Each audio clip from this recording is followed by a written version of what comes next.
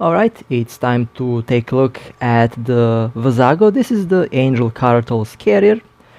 Now, this ship today will have a lot of DPS, and I would say this ship has a lot more DPS than the Astarte.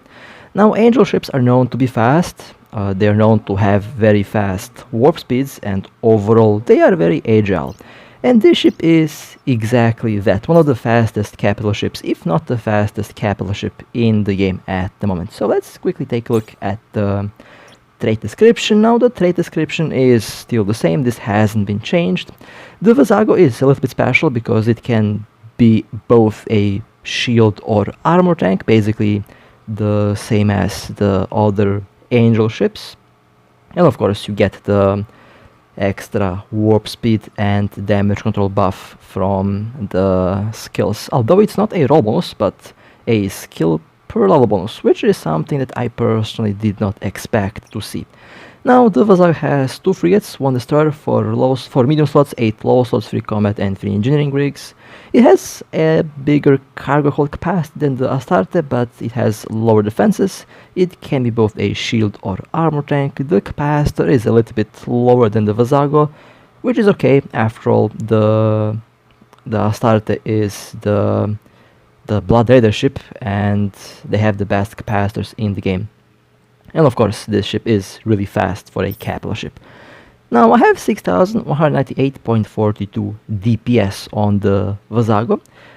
In the low slots and in the medium slots I have the modules that I usually run. Now I will show you something very interesting with the DPS. Basically the bombers have very high DPS, so if you want the highest possible DPS you can swap the frigates for bombers. I mean, the interceptors can be easily swapped for bombers, or you can easily use the destroyers. In the low slots, dual shield boosters, a capacitor battery, damage control, afterburner, and triple adapters. Now, the low slots will be slightly modified later on, because I will probably go full tank on this ship. And in this case, I don't have integrations, I have the normal rigs, basically the classic setup for DPS. Now, when we get the damage mods, triple rate of fire rigs will definitely be the way to go, but currently this setup is also pretty good. And over here I have the bipolar experimental carry hunger mod, which gives me 1 extra frigate slot, but it sacrifices 1 medium slot. Now the Vassago can easily sacrifice a medium slot because the lightweight drones can actually do the webbing and they can do the scrambling, so it doesn't really need to have a lot of medium slots.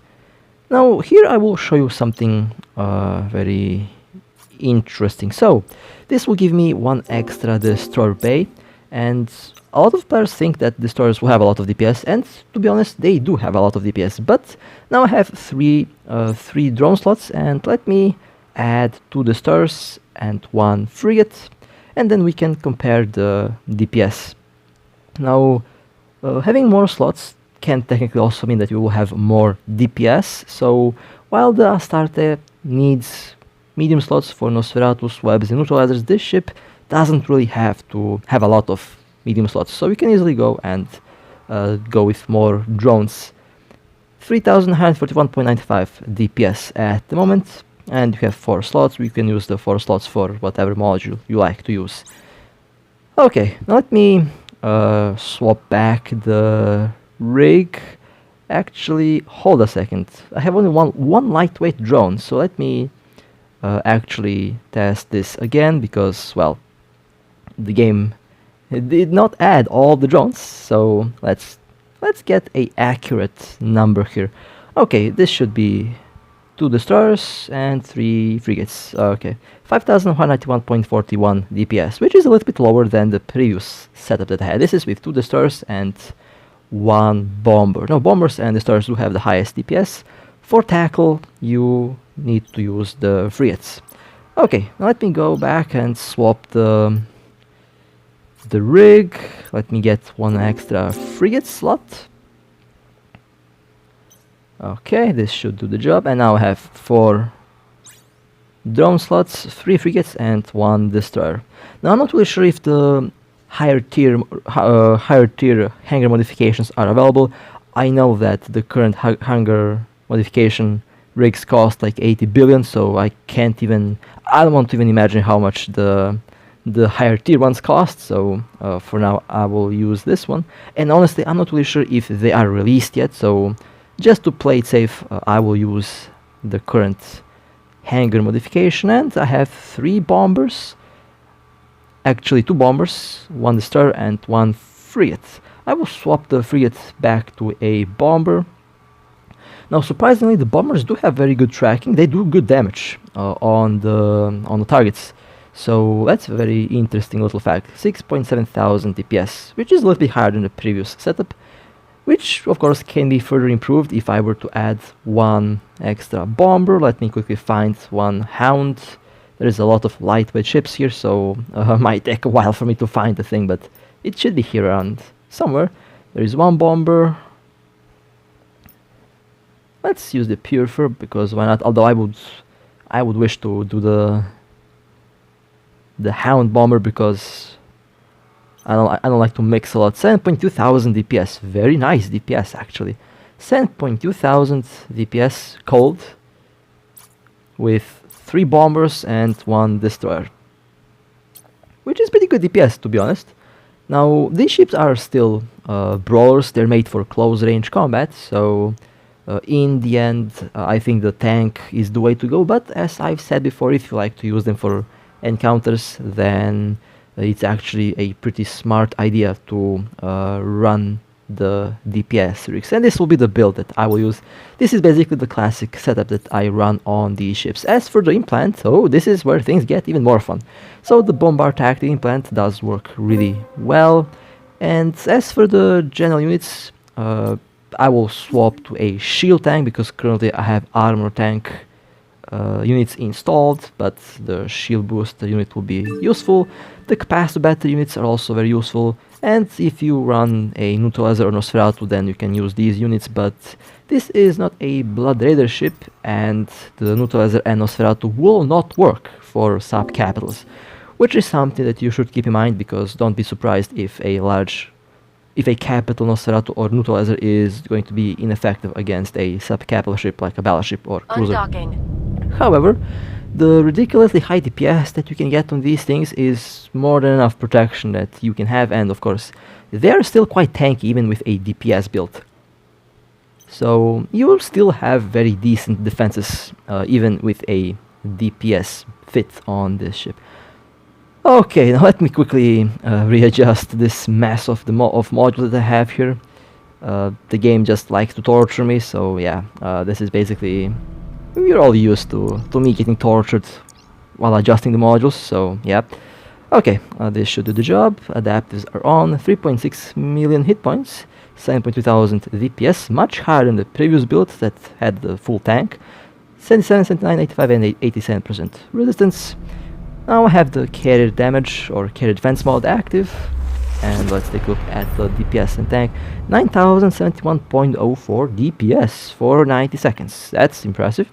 4.6 million hit points, 83, 85, 88 and 90% resistance, and we have the damage control panic button. This ship has a bonus on the damage control activation time, so it gives you a little bit extra seconds. 13.7 million hit points, 94, 95, 96 and 97% resistance, which is pretty solid for this ship. 539,000 shield hit points, which is a lot of shield, so this thing will be really tanky even with a DPS build, and it will also have pretty good DPS as well as pretty good lightweight drone speed and tracking.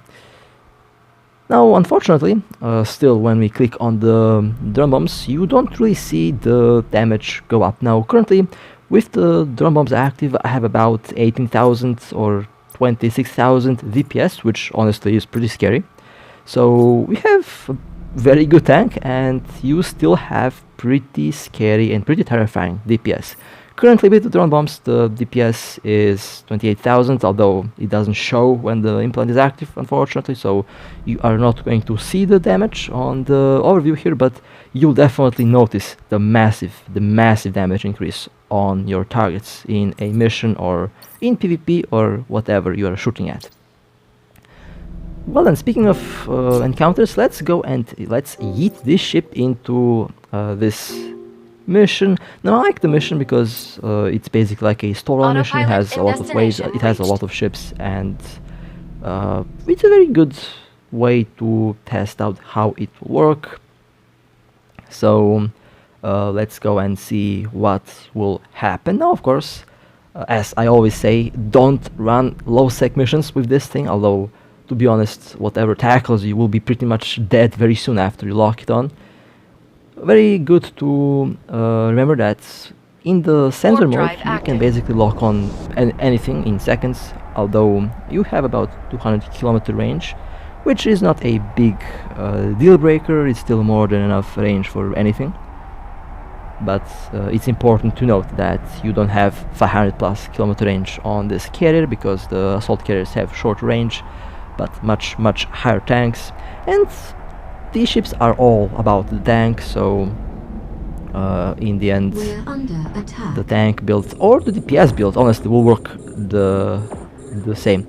Okay, the network mode or the sensor mode is active, and let's go and let's yeet all of these ships now. As usual, I'll like to focus the smaller ships first. Always focus the smaller ships.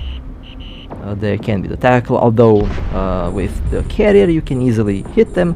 With a high angle weapon dreadnought it might be problematic. You really have to web them and scramble them in order to have enough tracking to hit them, but in the case of carriers they don't suffer from the same issue, and in the case of the assault carriers that's definitely not a problem.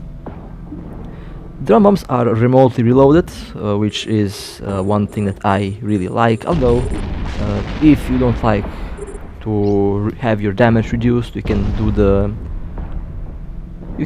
reload, basically dock the drones and release them with the full possible potential of the drone implant, which gives you I think 300% extra damage.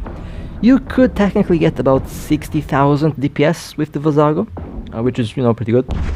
And nowadays the implant level up material became very cheap, or well, cheaper than before, so affording the implants is actually getting easier and easier as the time goes on. So eventually at one point I predict that the implant material will be cheap and a lot of players will be able to afford the implants for a higher level. So level 30 could be very nice if you have enough ISK to level it up, because the remote reload is very nice, but at the same time having the extra damage is also going to be very nice and very scary. So it doesn't matter which one you choose, this carrier will be working really well, and I really like that aspect for this ship. The DPS Vassago so far seems to be working really well. It has the DPS of a dreadnought, and it has the tracking of a carrier, which is pretty good. Now the carrier defense mode is definitely helping out a lot to improve the DPS, and this is where I'm starting to think that these ships might not get a lightweight drone damage amplifier or something like that, because technically the damage mode is the carrier defense module, because that already increases your DPS. So that's one thing that I was thinking about, and one thing that is surprisingly very interesting, which makes these ships even more unique. And in some cases the normal carriers might actually pull off better DPS, and I think the normal carriers in most cases are the more affordable option.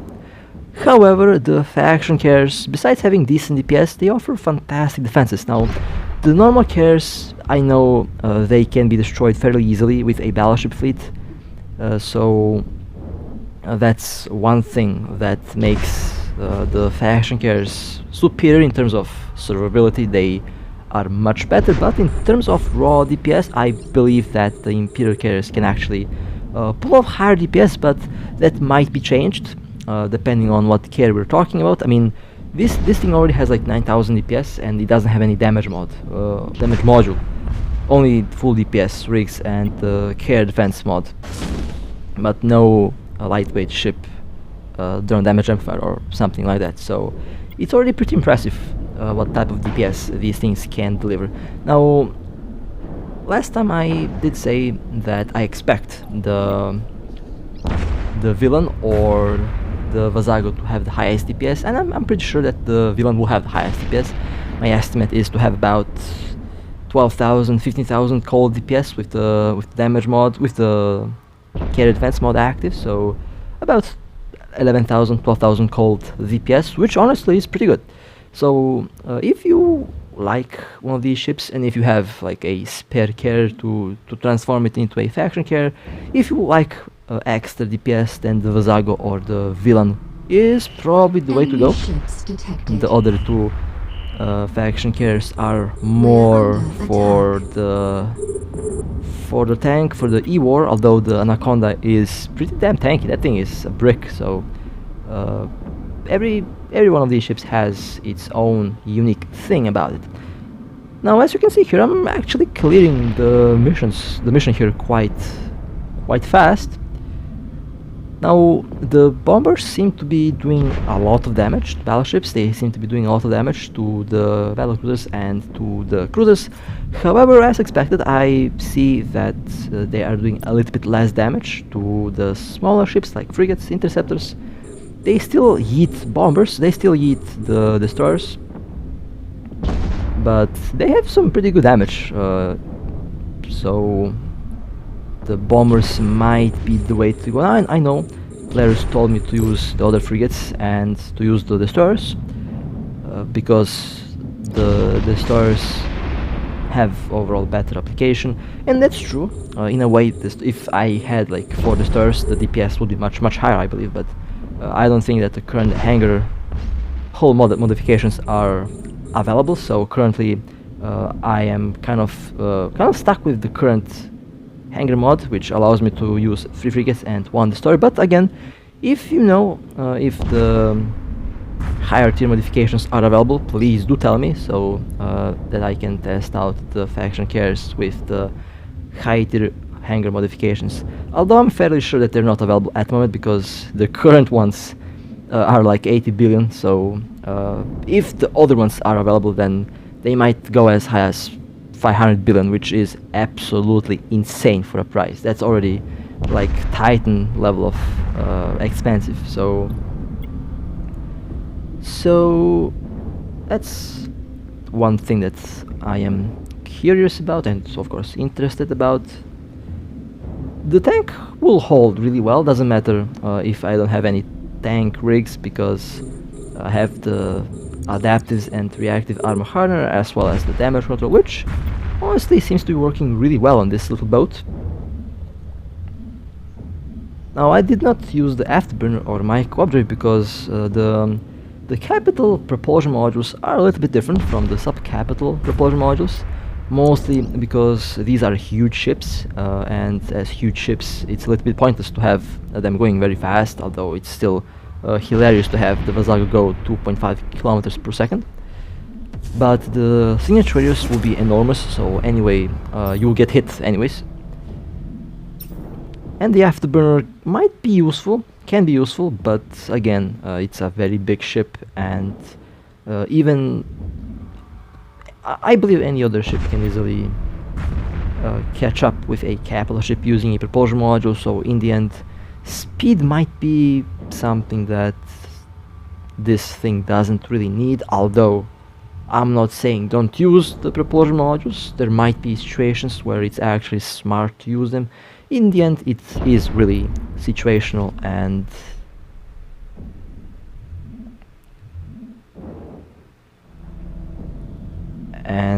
as long as you keep the build to the ship stats, I think you can't go wrong with the ship build. Although I have to say, don't hybrid tank your ships, and I don't know why that's such a big thing. I see a lot of hybrid tanks flying around, which is really sad because a hybrid tank is not a good way to build your ship, so don't mix shield and armor, don't use small armor repairs on your cruiser or battleship, don't use medium repairs on a battleship, basically oversize if possible.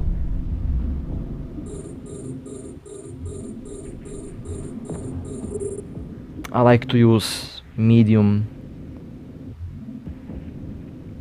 repairs on a frigate. At the same time, I also like to use large modules on like cruisers. It does work really well. However, in some cases, having the medium repair on a medium ship or a cruiser is the way to go. Depends on the build in the end.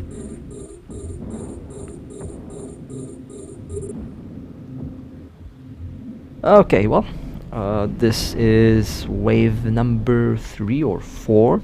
I know that the mission here has like 5 waves, and they are, like I said, very similar to the storyline missions in terms of waves, and that's okay. I don't really mind that. It's quite interesting to have such a mission. The bounty rewards are really good. You can get about 50,000 per tick.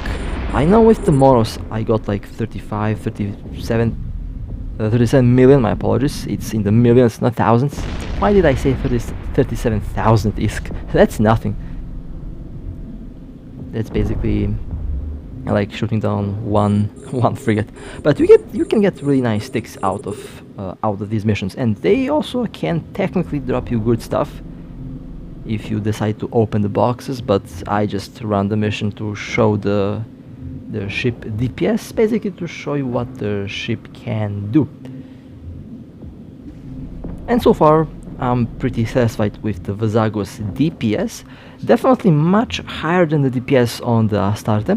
Now you can technically get very similar DPS on the Astarte, but you will sacrifice a lot of its electronic warfare stats that it has. So on the Astarte, having 4 medium slots is definitely the way to go.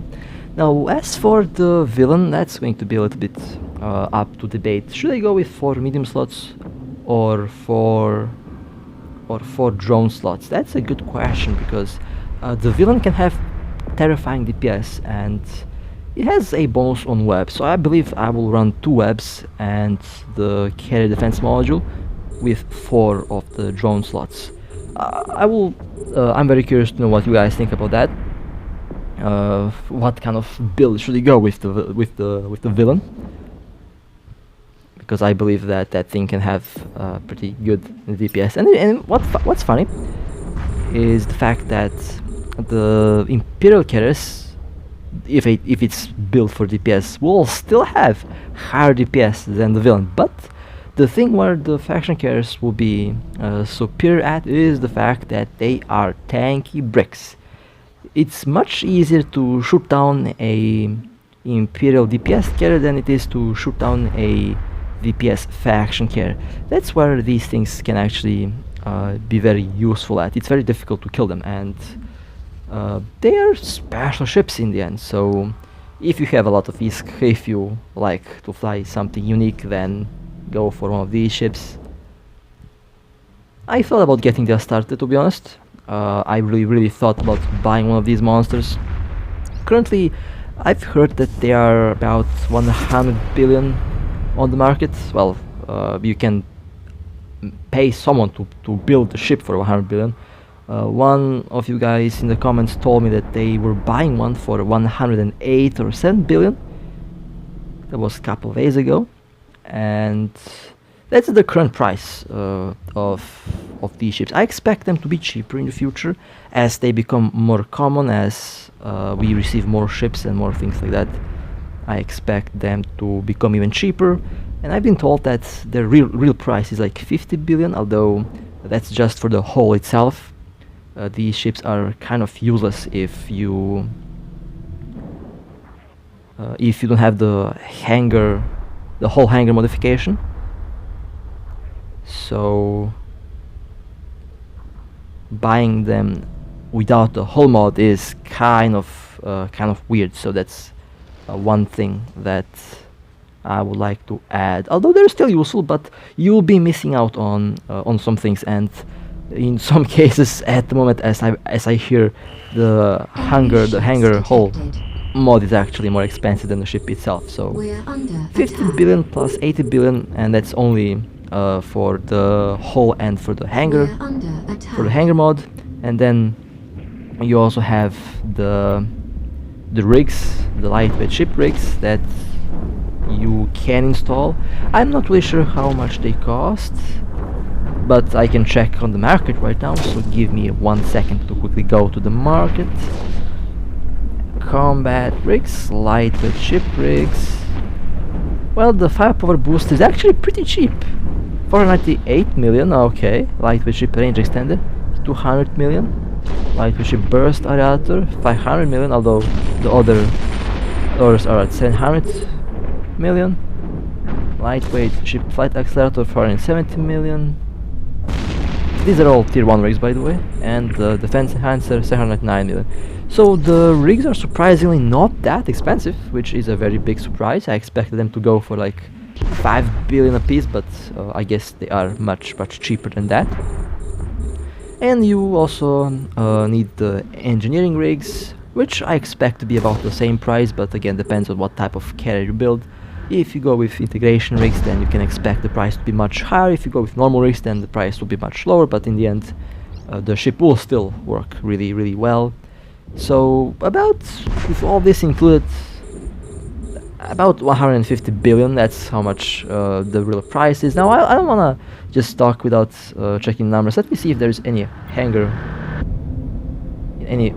modification system on the market. Well, unfortunately there is none of them available. 64 billion, yeah, that's quite expensive.